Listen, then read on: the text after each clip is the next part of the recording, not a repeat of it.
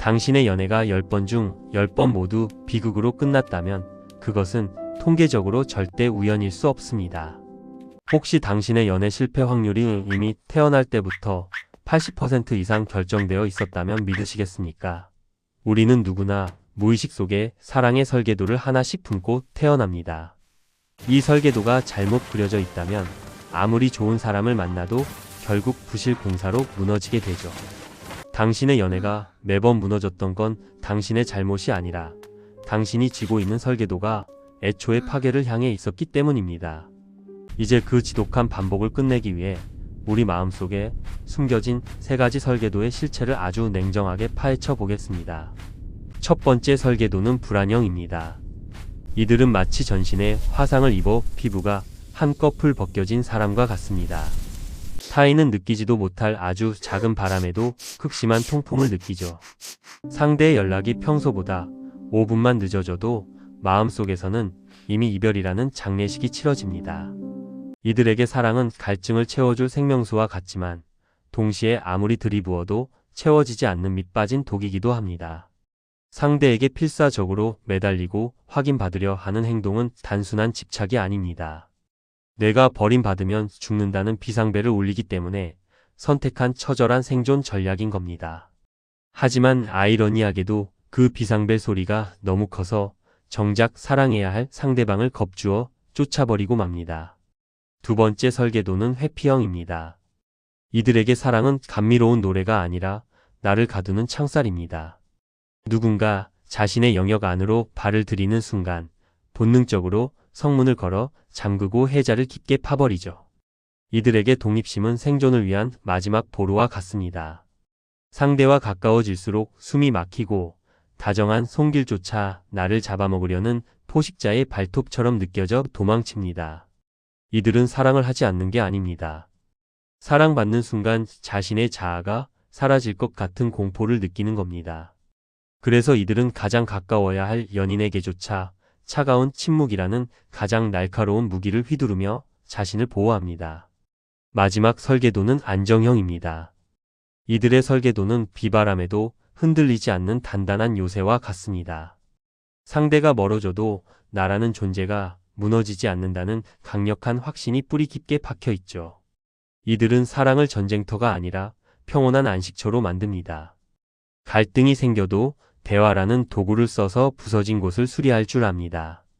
하지만 슬프게도 우리 주변의 수많은 불안형은 이 따분하리만큼 평온한 안정형에게 매력을 느끼지 못합니다.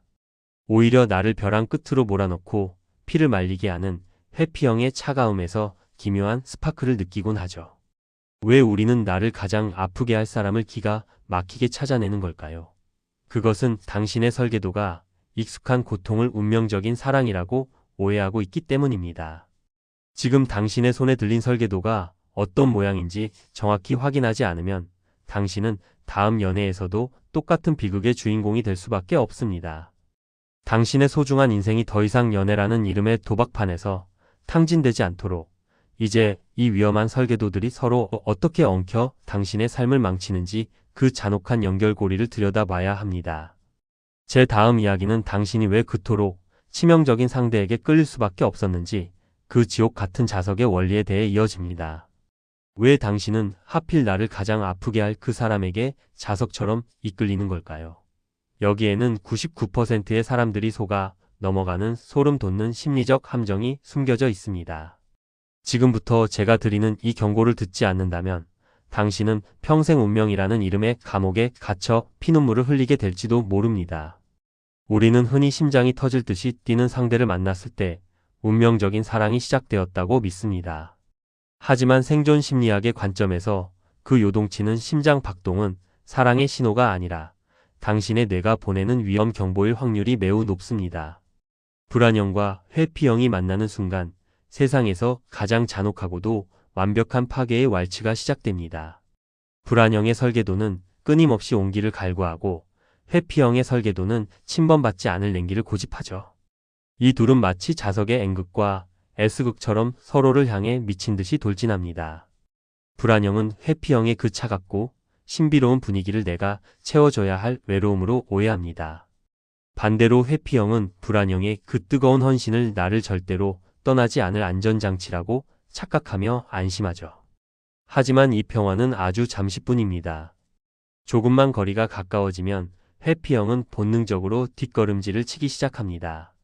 이때 불안형의 머릿속에는 거대한 사이렌이 울려 퍼집니다.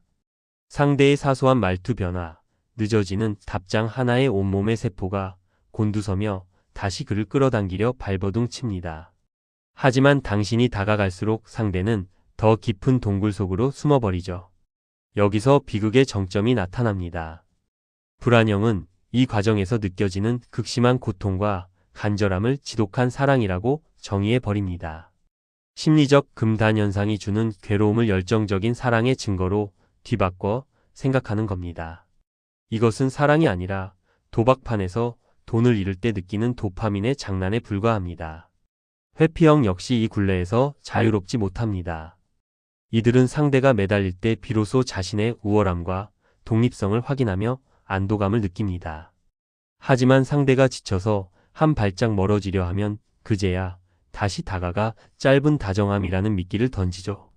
다시 가까워지면 도망가고 멀어지면 당기는 이 잔인한 줄다리기가 반복될수록 당신의 자존감은 누더기가 되어갑니다.